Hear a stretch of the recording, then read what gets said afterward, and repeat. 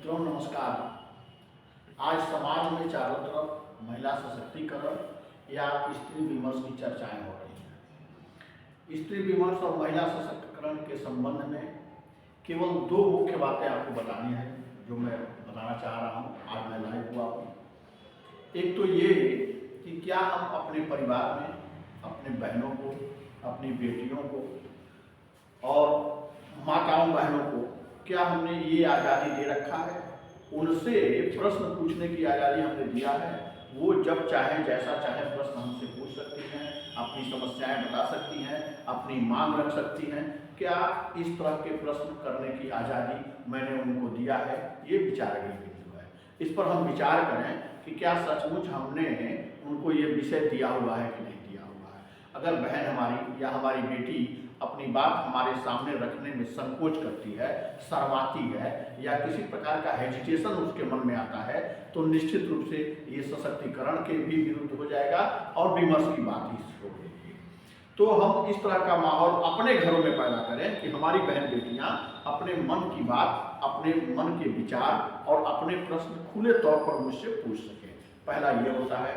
दूसरा ये होना है कि हम सभी अभिभावक बंधुओं से, देश के समस्त नागरिकों से, उन समस्त पिताओं से और भाइयों से मैं निवेदन करना चाहता हूं कि अपने बहन बेटियों को आप पढ़ाइए, खूब पढ़ाइए और इतना पढ़ाइए, आप चाहे जिस परिस्थिति में हो, दो रोटी कम खा, थोड़ी कंगाली में जीवन बिता लें, लेकिन उसको इस योग्य बना दें कि यदि आने वाले समय में जिस लड़के से साथ उसका संबंध बनता है, शादी होती है, अगर वहां संबंध खराब भी हो जाता है तो अपना परवरिश वो कर ले, रोजगार परक शिक्षा उसकी हो कि वो कुछ भी करके अपना जीवन यापन कर ले, आप पर भार न बने, परिवार पर बोझ न बने और समाज में किसी को भाजन का शिकार वो न बने।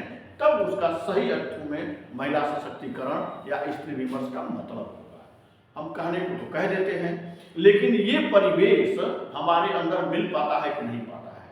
हम कम खाएंगे, लेकिन अगर बेटी हमारी कोई टेक्निकल शिक्षा में है, कोई अध्यात्म के द्वारा, टेक्निकल शिक्षा के द्वारा या फिर आधुनिक शिक्षा के द्वारा, चाहे जिस भी रूप में हो, अगर वो अपने आप को सशक्त मानती है, वो सेल्फ है कि वो मार्केट शहर बाजार में जाके और 2 रुपए कमाने की कुवत रखती है और इतना अगर वो कर लेती है, तब जब वो ससुराल में जाएगी, अपने नए घर में जब जाएगी, वहाँ संबंध नहीं भी बन पाएगा, विचार नहीं भी बन पाएगा, तो वो अपने पति पर आश्रित नहीं रहेगी, ससुरालियों पर आश्रित नहीं होगी और न मैके पर आश्रित होगी।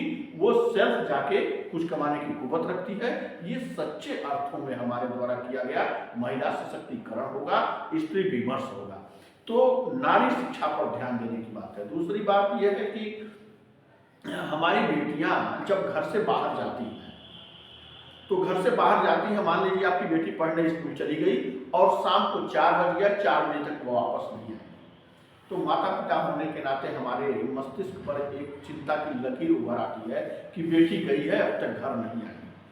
सही अर्थों में सोचें तो आखिर उस बेटी को इस समाज में डर किससे है, किससे वो डरती है?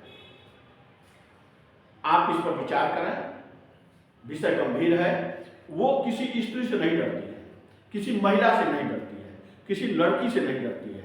उसको डर है तो हमारे समाज में पुरुष से डर है, उन ऐसे बच्चों से डर है जो पारिवारिक प्रवृत्तियों को भूलकर, अपनी परंपराओं को भूलकर और आवारा जैसे घूम रहे हैं। केवल उन्हीं से डर है। इनकी संख्या मुट्ठी भर है, इनसे डरने की कोई जरूरत नहीं है।